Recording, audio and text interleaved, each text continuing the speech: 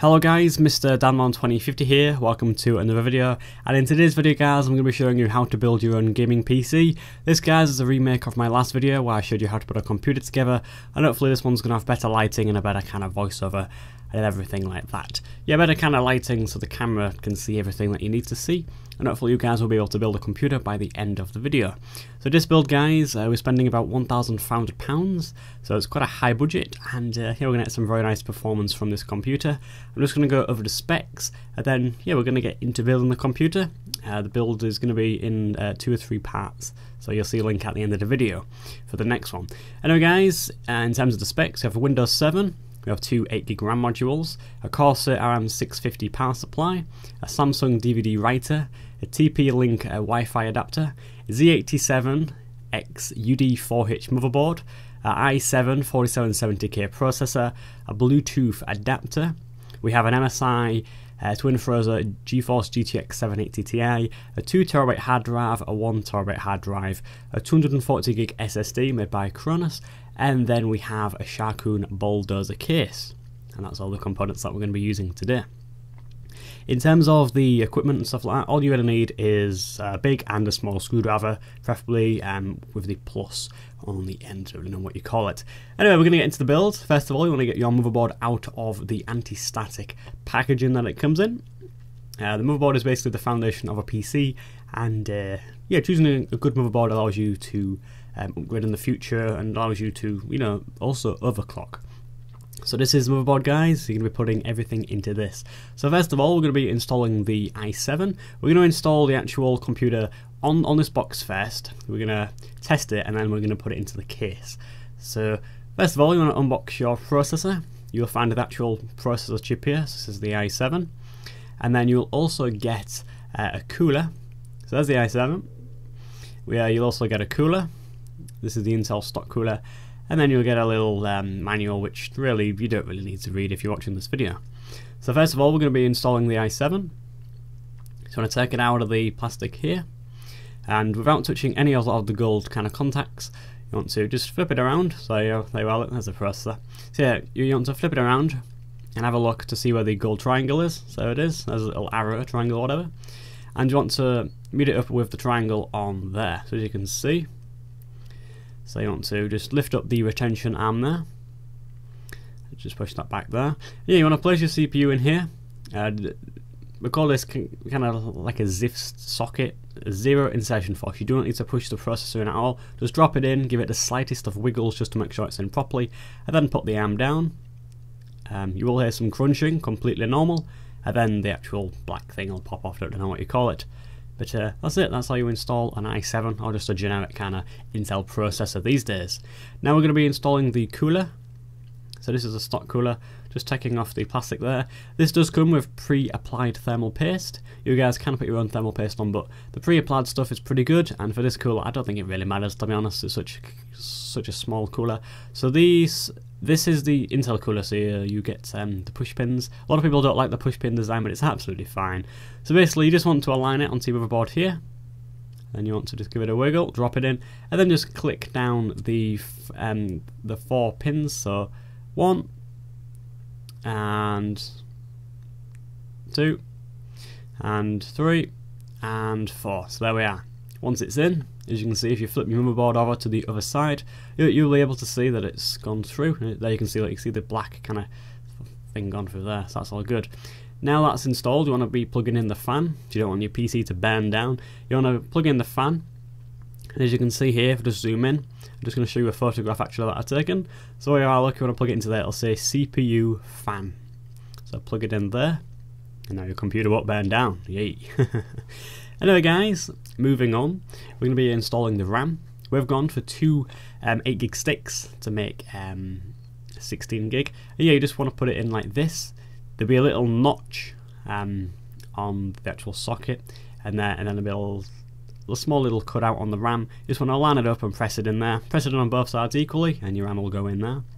So we've installed 8GB. Just going to install another 8GB module to make the 16. So yeah, these are 2 Corsair Ballistix. No, Crucial Ballistix, that's it. Crucial Ballistix RAM. It's at 1600 MHz, a nice RAM for a nice gaming system. Talking about a gaming system, we're going to be installing the graphic card. This is the MSI Twin Frozr graphic card. This is a GTX 780 Ti. It's one of the very top end graphic cards available on the market today. So yeah, you just want to plug it in there into the PCI Express slot. It's a PCI Express times 16 slot this goes in. So I'm going to push it in there. I was just assisting Damon here. So yeah, just push it in, and as you can see, there we are, it's just clipped in. And you'll know when it's in because it'll wobble about, and that'll be it. So it's in properly. As you can see here, look, the graphic card does stand tall, and yeah, there we are, there's the graphic card installed. Now moving on, guys, we're going to be plugging something in. So we've got the core components done, we've got the processor in, the RAM, and also the graphic card. That's all you really need in able to actually boot a system up. So yeah, we're going to be testing this actual system on the box first, on the motherboard box, and then we're going to be putting it into the case in part 2. So you get the power supply and also a load of cables. Now, since a lot of you guys do kind of get confused with cables, I'm going to put this on the screen. So there you are. Now, the first big cable you're going to find is a 24-pin cable. This is for your motherboard, and this gives power to your motherboard. So there you are, look, and that goes into that socket there. So this is just a big cable, and that plugs in there. That's nice and simple and straightforward. Next up, guys, you're going to be getting a 4 or an 8 pin. As you can see here, this goes into the motherboard, but this actually powers the actual CPU. Now, next up, you have 6 plus 2, so you have 6/8 pins there for GPUs.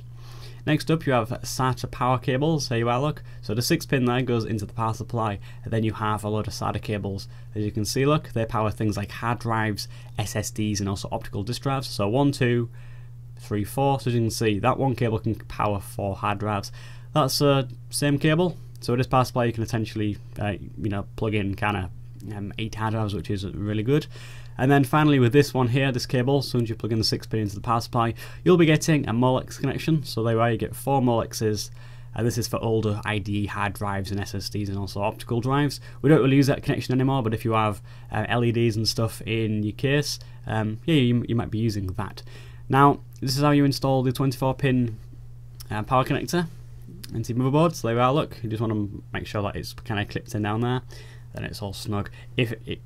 If your cables are kind of new, it can be difficult at times, but you'll get it in. Now, next up, we're going to be powering the actual GPU. So just plug in that in there into the power supply. And as you can see, on the other end, we have a 6 pin and also an 8 pin. This is going to be powering the graphic card.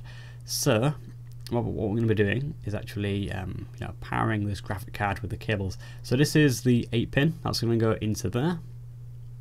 Just slot that in there. And there we are, that's in. And now, next we're going to be installing this 6 pin. Some graphic cards are 6 pin and 6 pin, some are 8 pin and 8 pin, then some are 6 pin and 8 pin. This one is 6 pin and 8 pin, but yeah, you kind of suss it out. And there you are, look, graphic card is now got power. Yeah, all good. Sometimes you'll be best to actually putting the power cables in when the graphic card is not in the actual motherboard. So as you can see, look, you can just hold it on your lap and install the power cables there. Whichever you find easier, just do it that way. Now, we now have the 8 pin. This is going to be going into the actual motherboard. So as you can see, it's 8 pin on both sides of the cable. So as you can see there, look, it's just above the CPU. And there we are, look, 8 pins. So we're going to be plugging that cable into there. So there we are. Cables can be a little bit stiff if you've just literally bought a brand new power supply. But yeah, you will get your cables in eventually. And then we're going to be plugging the other end into the actual power supply again. So there we are, what goes in there, and there we are, it's all done. So now, guys, we're going to be putting the system onto the floor, hooking up a monitor, and here we're going to be seeing if it works properly, and stuff like that. So CPU, graphic card and RAM is installed, that's all you really need to power your system on. And here we've got an actual monitor plugged in via HDMI, and also a keyboard. You don't need a mouse or anything for this. So as you can see, look, keyboard's plugged in via the USB.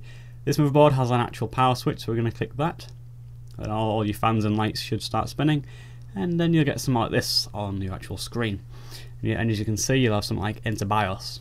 Click the Enter key, and there you are, look. If you see a BIOS screen like this or similar to this, your computer is working and all's good to go.